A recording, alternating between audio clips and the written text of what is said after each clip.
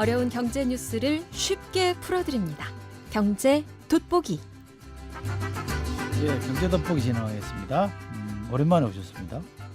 명지대 박정호 교수님 어서 오십시오. 예, 안녕하세요. 우리의 경제 셰프가 2주인가를 못 뵌 것 같은데 제가 3주 만에 뵙는 거 아니에요? 예, 저 3주 만에 뵙는 겁니다. 그죠? 순서를 한번 우리 이 박사님하고 바꿨습니다. 그랬어요? 예, 그러다 보니까 그렇게 꼬였네요. 우리를 너무 우습게 보시는 거 아유, 아니에요? 왜 이러세요? 대신 공부 열심히 했습니다. 중간에 예. 무슨 뭐 속보가 하나 들어온다는데 저도 이런 상황 처음 다 해보고 또 메인 PD가 마침 휴강한새 이런 일이 생길 것 네. 같은 애청자 여러분 놀라지 마세요. 아 그런가요? 아 방송은 안 나오고 속보를 제가 읽으면 된다니까 걱정 안 해도 되겠네. 자 오늘 저희가 다뤄볼 거는 CES라고요. 애청자 여러분 들어보셨죠? 미국 가전협회가 주관하는 가전제품 전시회인데 라스베가스에서 하잖아요. 네. 저도 한번 가봤는데 근데 이게 뭐 가전제품뿐만 아니라 요즘은 다 있잖아요. 뭐 네. 자동차도 있고 가전제품도 있고 드론도 있고 로봇까지 그렇습니다. 휴머노이드까지 있고 막 예. 이래서 미래 산업의 전시장으로 많은 사람들을 찾더라고요. 정말 사람 많고 제가 갔을 때는 횡단보도 이렇게 서 있는데 절반이 한국 사람이. 맞습니다. 예, 예. 요걸 좀 자세히 짚어볼까 합니다. 제가 뭐 개략적으로 말씀드렸습니다만 CES 행사 네. 좀 소개해 주시죠. 네. 사실 방금 말씀 주신 것처럼 초기에는 가전 박람회를 가지고 시작을 했는데요. 이제 가전의 부가가치가 점점 낮아지면서 모든 산업이 디지털되고 그다음에 전기, 전자화 되다 보니까 이제는 뭐 모든 디바이스의 어떤 산업의 장이 됐다 이렇게 말씀드릴 수 있습니다. 최근 한 10년 안에 가장 큰 주인공은 전기 자동차들이었고요. 맞아요. 네, 맞아요. 그리고 이번 2025년 CES의 가장 핵심적인 변화는 이제 인공지능이 선도 기술이 아니라요. 보편 기술이 됐다. 즉 무슨 소리냐?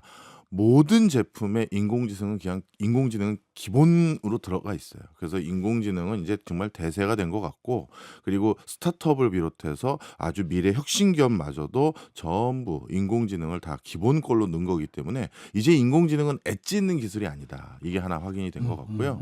그다음에 이제 두 번째로 우리가 또 주목해야 될 부분은 이제 그럼 자율주행 자동차는 거기서도 이제 늘 이제 일상으로 보는 게 돼버렸고 그 다음 흐름인 로봇. 이 로봇이라는 게 이제 우리 코앞에 왔다라는 걸 또 확인할 수가 있었고요.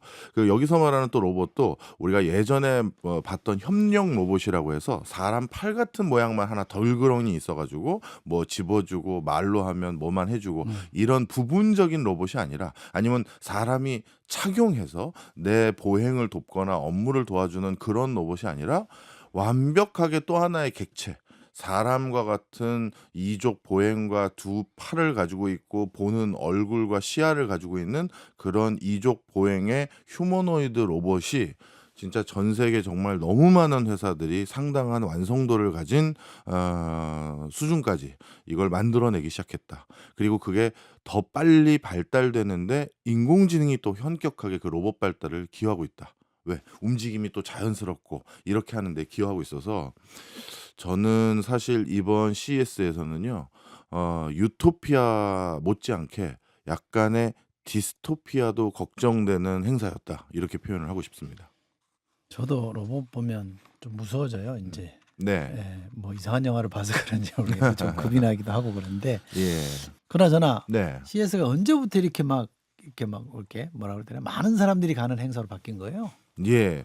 사실 그만큼 역사가 뒷받침됐기 때문에 뭔가 새로운 걸 전시할 장소를 찾는 사람들이 십시일반 글로 모였다. 이 자연 발생적인 게 좀 있습니다. 오늘 그래서 많은 분들이 다른 매체에서 CES 보고 듣고 한 거와 좀 다른 관점에서 좀 말씀을 드리려고 하는데요. 일단 CES가 라스베가스에서 열리는 이유, 그리고 CES가 지금 시점인 그러니까 1월 말에서 1월 중순에서 2월 초 요쯤에 열리는 이유, 이게 우리나라 경제에도 굉장히 중요한 시사점이 있습니다. CES를 비롯해서 이런 중요한 커다란 국제적인 박람회라든가 행사들을 보면요. 비수기에 그것도 중소도시에서 개최되는 경우가 많습니다. 왜냐하면 중소형 도시가 먹고 살 수 있는 효과적인 방법들, 그것도 관광이나 관광에 약간 의존적인 도시가 효과적으로 먹고 살 수 있는 방법은 어차피 휴가철에는 사람들 와요. 음. 그런데 휴가철 다 끝나고 음. 그리고도 객실 채우고 식당에 사람 오게끔 만들려면 뭔가 아이디어가 있어야 되는데 그래서 세계 유수의 중소도시들이 선택한 대안이 바로 CS 같은 커다란 행사를 유치하는 겁니다. 예를 들어서 CS도요. 대규모 미국인들이 가장 중요한 시즌이라고 할 수 있는 크리스마스 그리고 연말 연초 시즌.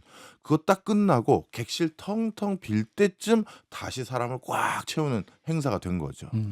그다음에 독일에서는 중공업을 중심으로 한 하노버 메세라는 또 어마어마한 행사가 있습니다. 그 하노버란 도시도요. 정말 작은 도시예요. 그 작은 도시는 그 하노버 메세라는 세계 최대의 중화학 또는 중장대 산업의 박람회를 통해서 그걸로 1년을 먹고 삽니다. 예. 그리고 다보스 포럼, 뭐 스위스의 다보스라는 도시는 인구 뭐 2, 3만 명 되는 우리로 따지면 군 단위의 도시입니다. 그런데 거기에서 세계적인 석학들과 오피니언 리더를 모아놓은 포럼을 어떻게 보면 자신들의 대표 브랜드화해서 그 행사 하나 가지고 또 반년 이상 장사 다 했다 하는 그걸로 먹고 사는 거예요. 따라서 여기에서 우리가 또 중요하게 시사점을 얻을 수가 있는데요. 우리나라에서도 이 얼마 전에 그 최상목 부총리께서 연휴를 더 드릴 테니 이번에는 좀 해외 말고 내수 활성화를 위해서 지방 가서 좀 관광도 하시고 국내에 좀 기여했으면 좋겠다 이런 발언을 하신 걸로 기억을 하고 있습니다. 그런데 굳이 의미 있는 분들께서 그렇게 국민들에게 양보나 협조나 부탁을 하는 게 아니라 우리 지방이나 우리 그 고장에 뭔가 볼만한 게 많으면 굳이 우리가 해외 잘 안 가겠죠. 그렇지 않습니까? 근데 그럼 우리나라에서 지방에는 왜 볼만한 게 없었느냐라고 했었을 때 그게 두 가지인데요. 하나는 뭐 참 이게 동전의 양면 같은 건데 우리나라 재정 건전성에 가장 현격하게 기여했던 예비 타당성 조사 때문이에요. 지방에는 원래 수요가 적으니 지방의 수요라든가 이런 걸 기반으로 예비 타당성 조사를 통해서 거기에 의미 있는 수준으로 시설 투자를 어디까지 해야 되는지를 잣대를 들이대다 보면 당연히 파격적인 수준의 시설 투자는 안 되는 거죠. 그렇죠. 네. 그러니 맞습니다. 고만고만하고 뭐 좀 이런 표현이 그렇습니다만 짜친 것만 들어가니 거기 가서 볼 게 없는 거예요. 굳이 몇 바퀴 가면서 볼 게 없는 거죠. 그러다 보니 악순환이 되는 거죠. 지방엔 볼 게 없고 그러니 더더욱 사람 안 가니까 예타 또 하려면 또 뭐가 안 되고 그러면 이런 게 안 일어나려면 어떻게 해야 되느냐 규모감 있는 시설 투자를 한번 파격적으로 해야 되는데 그런 걸 하려면 또 재정 건전성은 어떻게 해요? 약간 그런 퀘스천 마크는 있죠. 자, 그래서 다시 CS로 돌아와서요. 그럼 우리나라도 어느 지자체에서 CS 같은 거 해버리면 되지 않습니까? 했었을 때 그걸 못 합니다. 왜 못해요? 왜냐하면 CS 가보셔서 아시겠지만 그 규모가 네. 우리나라 뭐 코엑스 같은 거 빌려서 했겠지, 뭐 부산에 뭐 백스코 같은 거 빌려서 했겠지라고 생각하시기 쉬운데 그 이상이죠. 어떻게 보면 코엑스 부지에서 어디로 해야 될까요? 강남역까지 한참 걸어가는 중간 언저리까지가 전부 전시관이에요. 그러다 보니 우리나라 서울에도 그런 규모는 단독 전시관으로 없는데 지방에서 그걸 한다? 이럴 그 전시관도 없는 상태죠. 따라서 이렇게도 보셔야 되는데 저도 예전에 뭐 공공기관 다닐 때 지역 균형 발전 뭐 박람회라든가 이런 거 차출돼서 뭐라고 할까요? 행사 기획도 하고 했었는데 그럴 때 그거 하면 첫 번째가 뭐냐면 대관 날짜 가능한지 확인하는 거예요. 가능한 곳에서 그걸 하잖아요. 아시잖아요. 사실 뭔 소린지. 그 장소가 그 정도가 없으면 그냥 못하는 행사들이 있거든요. 그래서 때로는 어떤 행사관을 규모감 있게 짓는 것이 독립 변수가 되어버려요. 그냥 거기서밖에 해야겠네. 이렇게 되는 거죠. 그래서 항상 왜 CS까지 우리가 달려가는 그 많은 나라들 왜 그렇게 되느냐라고 했었을 때 그 정도 시설 투자 그리고 그것을 통해서 지역 균형 발전 같은 걸 신경 쓴다는 거 하나 말씀드리고 싶고요. 그다음 두 번째입니다. 이번에는 CS에 한국이 더 큰 주인공이었어요. 늘상도 제일 많이 참여하지만 이번에도 뭐 가장 많은 부스를 차린 게 우리 한국이었고 그래서 이번에도 성과들이 그래서 또 많았습니다. 최고 혁신상 19개 중 7개가 우리 한국 제품이 아, 수상을 그래요? 했고요. 예. 오. 그다음에 그뿐만 아니라 전 세계에서 가장 놀라운 그냥 혁신상이라고 불리우는 것들 중에서도 우리나라가 거의 40% 가까이를 점유했다. 이 정도가 됐는데요. 그런데 이거는 어떻게 보면 또 당연히 많이 갔으니까 또 많은 성과가 나와야겠죠. 근데 거기서도 또 아쉬운 점이 좀 있습니다. 가보셔서 아시겠지만 우리나라도 한국관 비슷하게 뭐 코트라를 비롯해서 우리나라 각각 정부 부처 뭐 어디 할 거 없이요. 많은 부처가 직접 또는 참여 기업들과 함께 부스를 차려놓는데 죄송한 얘기지만 그중에선 굳이 이게 여기 CS까지 와야 될 부스인가 또는 그런 제품인가에 대한 의구심도 사실 많이 있어요. 아, 그래요? 네. 음. 물론 이것도 좀 제가 답을 함부로 낼 수는 없어요. 네덜란드도 기업관 국가 차원에서 가져가고요. 일본도 또 널찍하니 하거든요. 근데 뭐 우리나라도 그럼 당연히 해야 될 필요도 있겠죠. 그런데 또 어떤 경우도 있냐 하면 예를 들어서 어떤 기관에선 올해는 우리가 뭐 그 라스베가스까지 비행기표 끊어 가지고 거기 다 갈 그럴 만한 뭐 소스 아이템이 없다. 그럼 좀 쉬어도 되는데 음. 굳이 그걸 발굴해 와. 그리고 올해는 AI 좀 더 껴봐. 이런 식으로 해서 그러면 인제 뭔 어떤 말씀인지 알겠네. 네. 어떤 중소기업은 전 벌써 어느 기관과 같이 가기로 했는데요. 그러면 이걸 선의의 경쟁이라고 해야 될지 과잉 투자라고 해야 될지 이번에는 그 수준이 좀 넘어선 것 같았어요. 진짜 어디 가 보면 이거 한국 사람만 잔뜩 있고. 아니 한국 사람만 잔뜩 있으면 왜 라스베가스에서 해야 됩니까? 기초단체장들, 광역단체장들도 많이 오시더라고. 그것도 그렇죠. 예 그래서 그래서 진짜 뭘 보러 오나 저도 그 생각을 좀 했습니다. 네. 그래서 이 부분도 좀 아쉬움이 있고요. 예. 그래서 뭐 우리나라도 전 세계 전기 전자와 관련된 제품의 최고 수준에 있는 국가라면 일부 CS에 꼭 출품해야 될 것들의 일부는 그에 준하는 행사를 우리가 좀 만드는 것들에 대해서도 좀 고민을 해야 될 근데 필요가 거기 있고요. 부스 만들려면 돈 내야 되잖아요. 그렇죠. 다 돈이에요. 비싸잖아, 거기도. 그거 만들기 위해서 사전에 가야죠. 그죠? 그리고 또 철거하고 와야죠. 예, 그래. 또 뭐라 그럴까요? 그거 가면 또 야 나도 좀 가보자 해서 그렇죠. 해당 기관에서도 아. 오고 막 그러잖아요. 또 예. 그 용도로 만드는 것일 수도 있죠. 정말 노골적으로 말씀드리면 그런 생각도 들고요. 예. 그다음 또 한 가지 말씀드리면 우리나라는 뭔가 R&D, 제품 개발 그리고 그걸로 인한 기술 특허 확보 여기에 너무 혈안이 되어 있는 게 있어요. 이거 물론 해야죠. 그런데 우리와 같은 정말 선진국들이 하는 또 다른 먹거리가 뭐냐면요. 그 기술을 가지고 어떤 장을 만드는 거예요. 음. 예를 들어서 중국이 드론은 한국보다 앞서 나가게 돼 버렸죠. 그런데 그 드론이 이렇게 앞서 나가고 드론이랑 기기가 전 세계적으로 각광받게 되니까 프랑스라든가 이런 데는 우린 드론 만드는 건 인제 못할 것 같아요. 초고령 사회에 진입한 지 오래돼서 그거 할 수 있는 사람도 적고 혁신성도 많이 국가가 떨어졌어요. 그래서 우리는 드론 그랑프리 같은 걸 유치해서 마치 F1 경기 같이 그런 걸 통해서 전 세계에서 드론과 관련된 경기 대회를 우리가 해서 전 세계 관광객도 유치하고 이것도 인더스트리니 여기에서 우리가 종주국이 되겠다라는 형태로 진화 발전이 되는 거예요. 전 세계 자동차 아이디어네. 산업의 한 예. 10% 정도는 자동차 경주 대회예요. 그러면 우리도 무조건 이런 데서 하드웨어적인 걸로만 뭔가 뽐내는 것만 생각할 것이 아니라 예를 들어서 인제 드론이네. 인제 로봇이네. 이제는 뭐 농기계네. 그러면 저걸 가지고 문화 콘텐츠화 한다든가 아니면 우리나라 지자체 장들 야 우리도 드론 만드는 회사 유치하고 특허 출원하고 이게 말고 드론으로 우리도 뭔가 그랑프리 같은 거 못하나?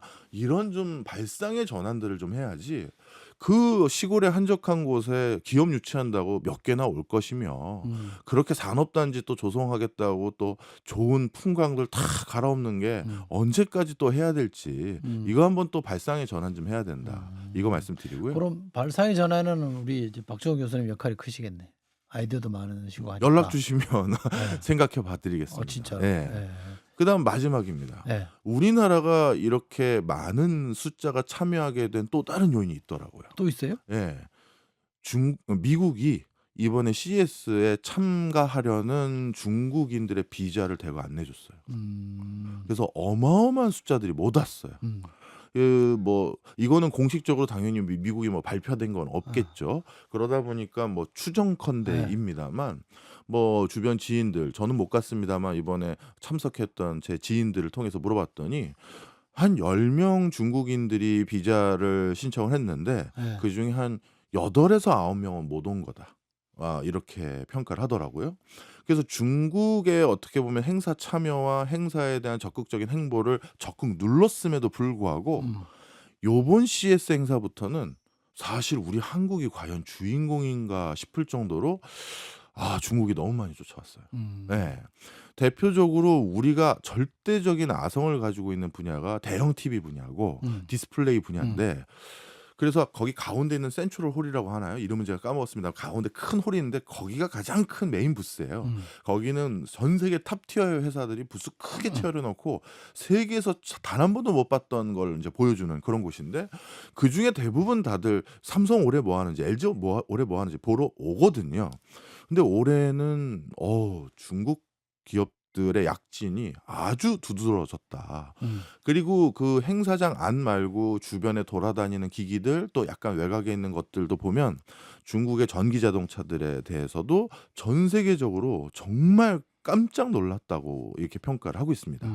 그래서 눌러서 행사를 벅적벅적하지 못하게 했음에도 불구하고 주인공이 조금씩 쉬프트돼가는 모습 이런 것들은 우리가 진짜 크게 걱정해야 될 또 내용 중에 하나다 이렇게 말씀을 드리고 싶어요. 저도 거기 갔을 때 애플이 뭐 하는지 보고 싶어서 야 애플 부스 가자 그랬더니 애플은 이런 데 안 옵니다. 이런 데 안 와도 되기 때문에 거기는 뭐 1등 회사를 안 옵니다. 뭐 그러대요. 네. 어쨌든 이제 이번 CES에서 눈에 띌 만한 뭐 기술 이런 트렌드 이런 거 좀 짚어주시죠. 네. 마지막으로 이제 말씀드릴 건데요.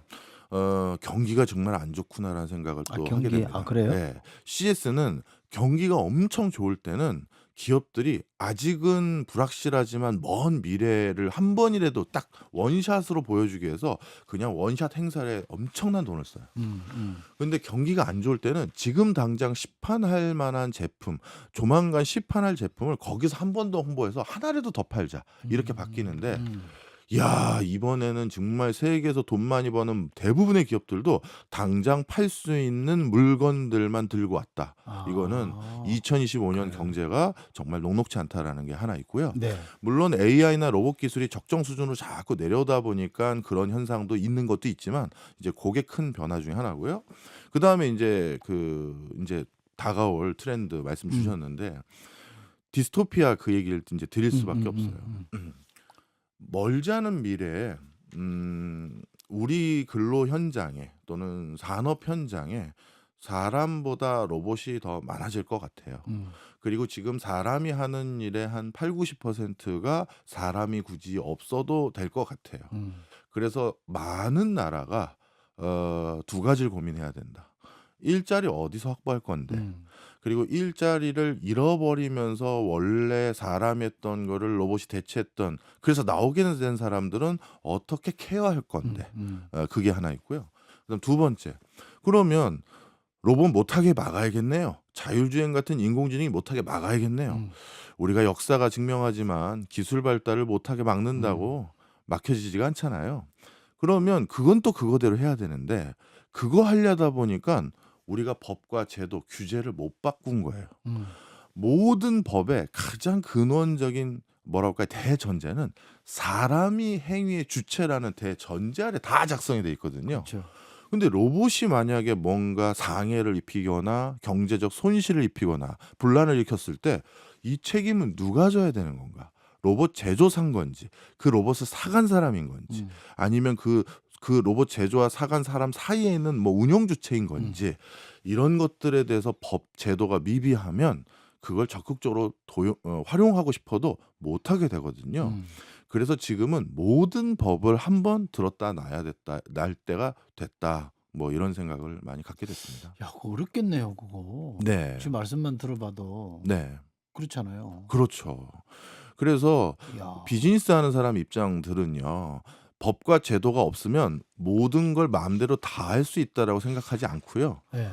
나중에 내가 하고 있다가 법에서 못하게 하면 다 난리네 해서 아무것도 투자를 못해요.